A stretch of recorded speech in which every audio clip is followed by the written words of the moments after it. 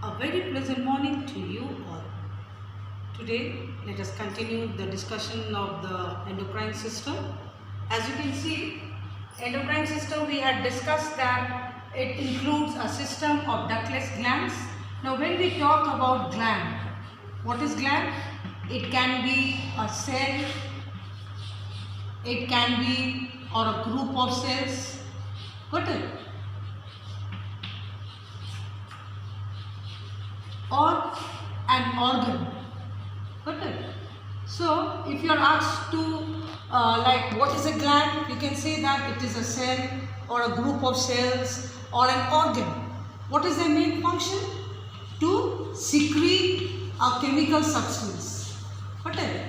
That chemical substance can be made up of protein or steroids. Now, when we talk about glands are of two types. Clear? One is exocrine gland and the other is endocrine gland. Now, when we talk about exocrine gland, these are glands which have ducts.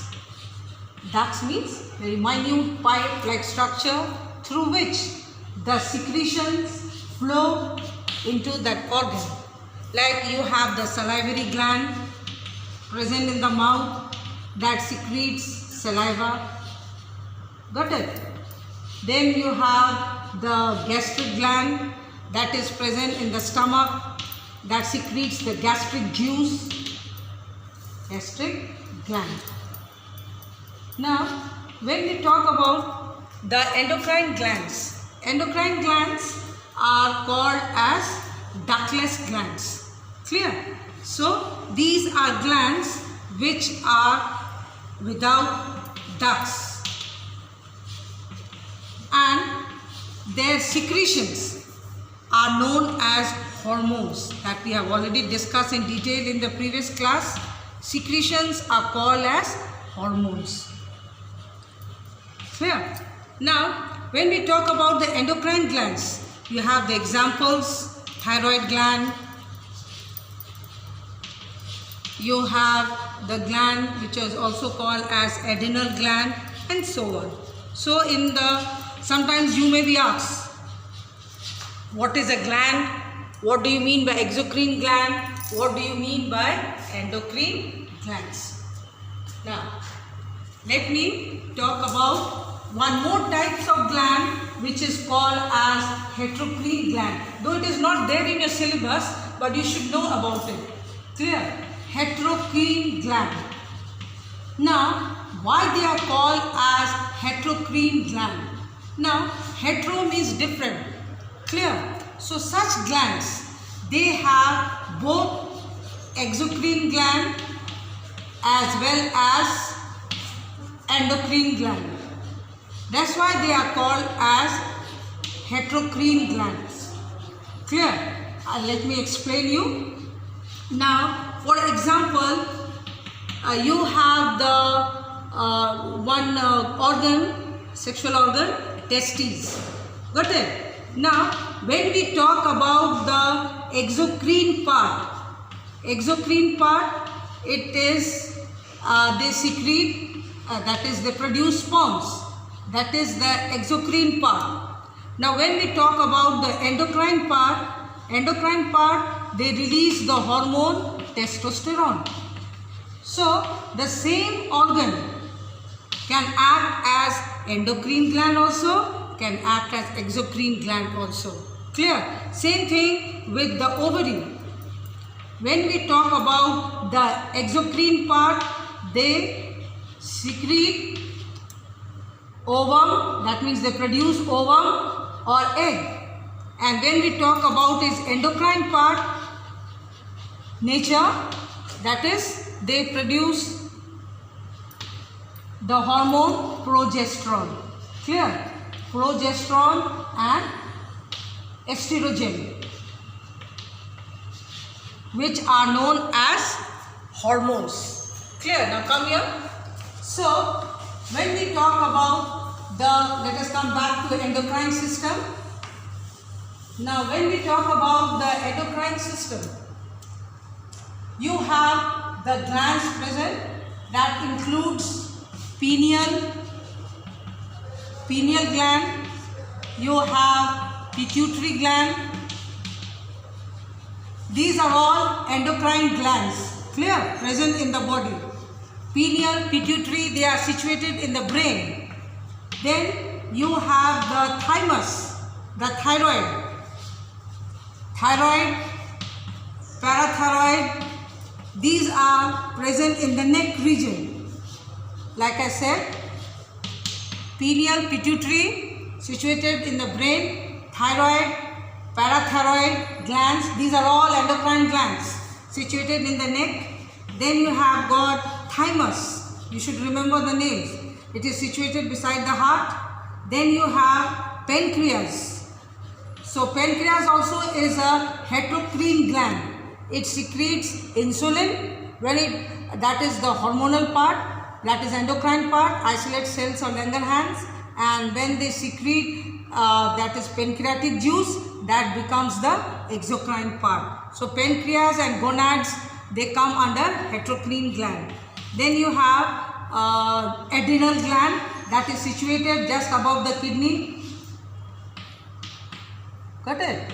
And lastly we have got gonads.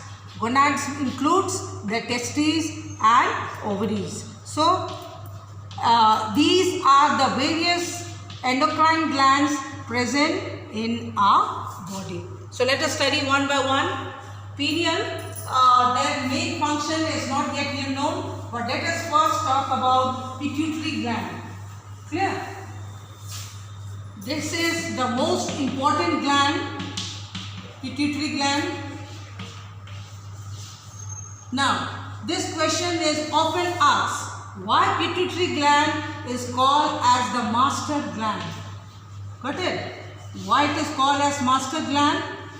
This question is often asked because it initiates or help, you can say, it helps the secretion of other glands. That means it initiates, helps or initiates the secretions of other endocrine glands. Other endocrine glands. Clear? Now, when we talk about the pituitary gland, as I said, it is also called as the master gland because it helps in the secretion or initiate the secretion of other endocrine glands to secrete their hormones. Got it? What they help? They help the other endocrine glands to release their hormones. Now let us come again to pituitary gland. Pituitary gland, you have anterior pituitary gland, posterior pituitary gland. So that is for the higher classes. Just remember, pituitary gland secretes one hormone which is called as growth hormone. Clear? Growth hormone. Now, a particular individual attains a particular height. That is because of various factors. It depends upon the genetic factors also and on the presence of hormone.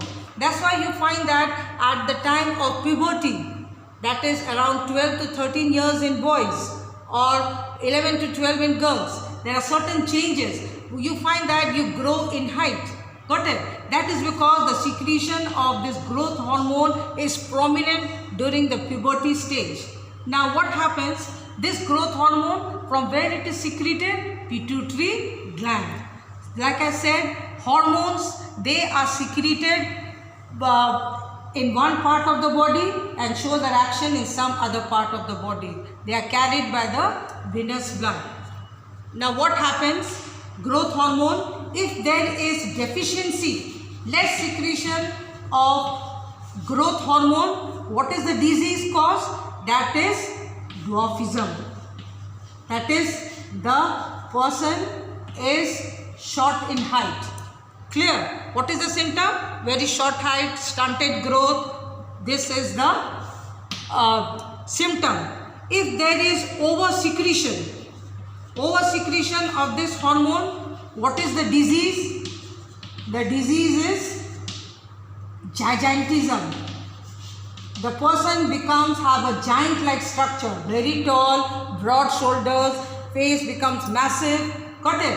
And during the puberty stage, got it? In the growing years, if there is over secretion during the growth period, that is the growing years, during puberty stage or teenage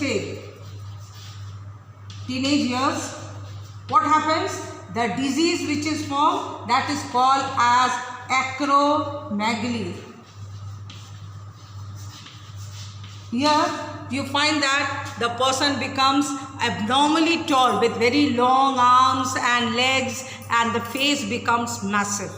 So these are the symptoms, that is the disease caused due to deficiency of growth hormone. If there is oversecretion, it is gigantism. That is, the person becomes abnormally tall and has a broad shoulder.